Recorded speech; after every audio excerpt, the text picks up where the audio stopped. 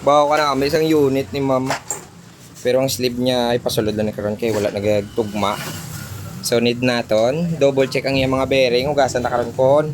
Grabe nga higko ang likod, wow, nagauyog gid siya. Nagauyog. Tapos yung pulley nag-request sa isla na lang ni daw ang panakuon lang niyo kay. Ang kadina nagabangga di sa iyang cage. Ayan ba lang kita. So ibabaw siguro is malaki na. Ayan stone na to. Stone na nga brand to. So kailangan natin linisan, ugasan, and then grasahan ang iyang mga bearing. So tara, samahan niyo ako. Buong kagunta.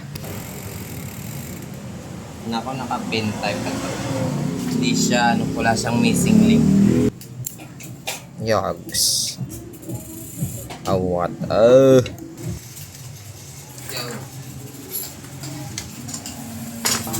Ito siya. Ito na siya.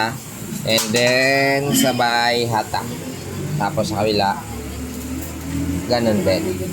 Yun. Pakitayos na sa mga galawan. Mag-spray ka na.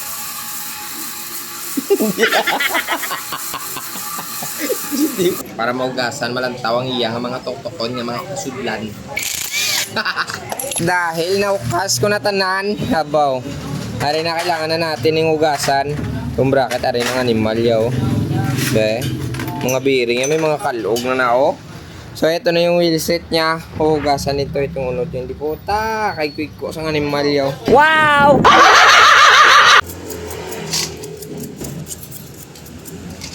Yan. Yan.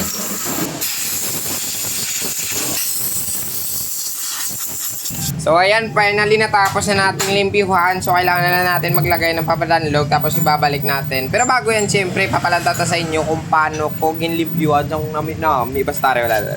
Na amo na siyang crankset.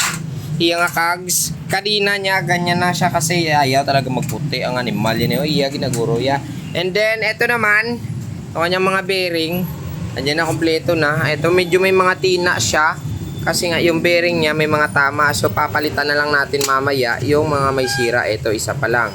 Pagwesta na na. Are, duwa na. Ito, goods pa. Ito may play na. Ito wala pa. Ito. So bali 3 peraso siya. So kailangan natin itong palitan. Kasi pag hindi natin ito pinalitan, ganun pa rin, magkakalog pa rin. Ito na 3 peraso. Kinuha natin. So 6902 ito. Ito yung tatanggalin natin. 6902 6902 6902 6902. Tatanggalin natin 6 na peraso. Wait lang. Nasaan na yung 6902 pa? Isa pa. Ito. Tatanggalin natin to. So sa mga nagtatanong bakit pa daw natin nilinisan kahit maluwag na. So kailangan natin limpiwan para at least malaman kung gakalugid man sa kiklaw. Ay na kung pakita mo sa tagiya kag mambasa. Ay wala mo lang kalug to. Teka, nalimpyuhan na. Ari na. 3 yung damage niya. Tapos, ayan, syempre, nalimpyuhan na rin yan. So, ibabalik na natin. So, tara. Okay. So, alam mo na. Yun.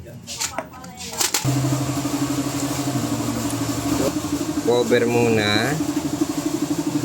Ayan. Tapos, yung pulse. Yung prehab pala.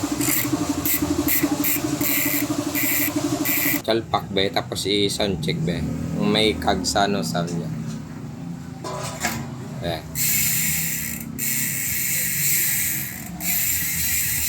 Smooth man, oh. 6 pulse pa lang na 6 spring lang na kani. So ara nagali guys, nakabitan na ang iyang pulley kaginaw. Done. Pog no, and then this one is ano ganin sa stone no? Stone. Ayan. Stone grit. Ganyan magkabit. Repota ka. Gago! Sige, gulo. Ayan. Ay, Diyos ko, lapit na lang. Head parts na lang dayon. Gagang iyang kadina. Repota.